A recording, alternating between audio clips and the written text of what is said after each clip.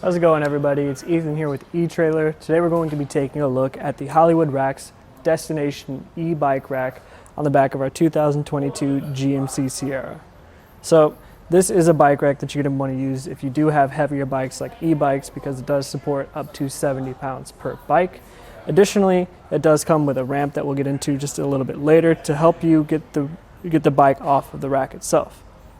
Now, it holds our bike primarily on the frame through these padded clamps. So in the event that you're using a carbon frame bike or an alternative frame style bike, specifically carbon frame, we don't recommend these types of racks because it does make that frame contact and could potentially damage your frame while it's moving.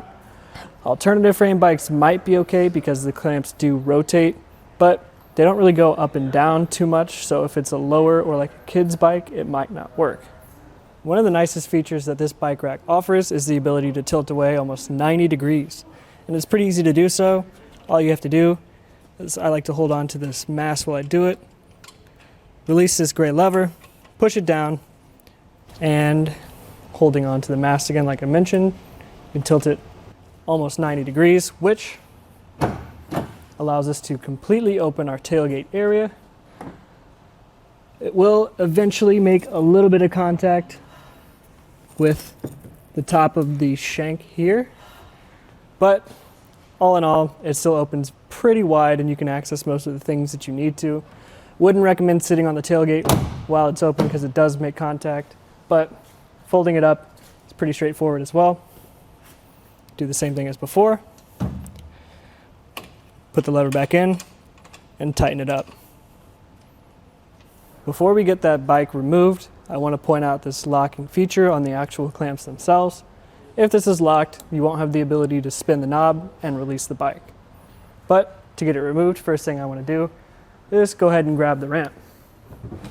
The ramp is included, but it does not store on the bike rack, which is one thing that we want to point out. Additionally, the ramp itself is telescopic and can be adjusted using that knob on the back. So in the case of our setup here, we do have to put it on this side, which is unfortunate because the ramp itself can only be put on two sides. It can't be put on all four sides like some of the other options.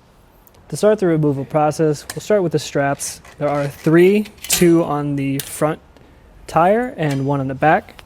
Just go ahead and press the gray release, slide the straps through.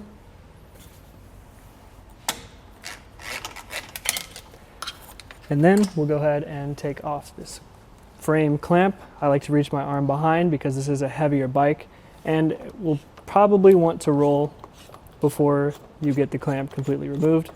But you just turn this knob quite a few times if you have it nice and tight or you have a slender frame. And then we'll go ahead and roll the bike off.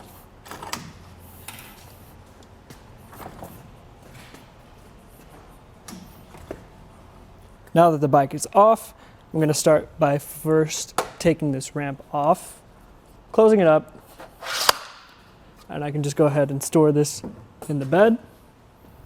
Now, I want to point out just a couple things about the cradles themselves while I put these straps away. So the front of the cradles do have the ability to move to accommodate a variety of different wheelbases up to 50 inches. The cradles themselves support a tire width of 4.5 inches. Now, if we want to live with this on the back of our car, we probably want to go ahead and fold this center mast down. You start by releasing these rubber straps.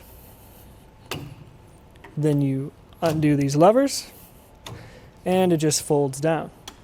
Cradles like to get in the way here, so that's something that's likely going to happen. You can just try to fold those and keep those out of the way. But you're going to want to go ahead and seal this back up to make sure it's not rattling around, just the same way that we did that before. Go ahead and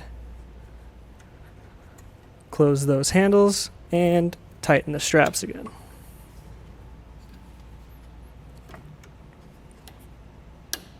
Now in this position, it does add quite a bit of length to the back of your car. I'll go ahead and check out to see just how much.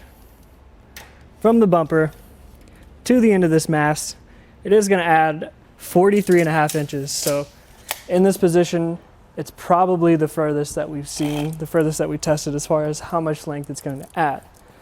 Now, because it does accommodate those different wheelbases and it does have this sort of bowing motion, the furthest point to the ground, your ground clearance, it's going to be the end of the cradle, which is going to come in at 20 3/4 inches.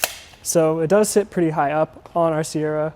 I wouldn't have to worry about ground clearance, but like I said, it does stick out quite a ways.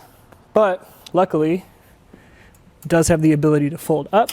You just start by removing that clip. And I like to just wiggle this up and down while I pull this pin out because it can be a little bit sticky. It does have the ability to fold up.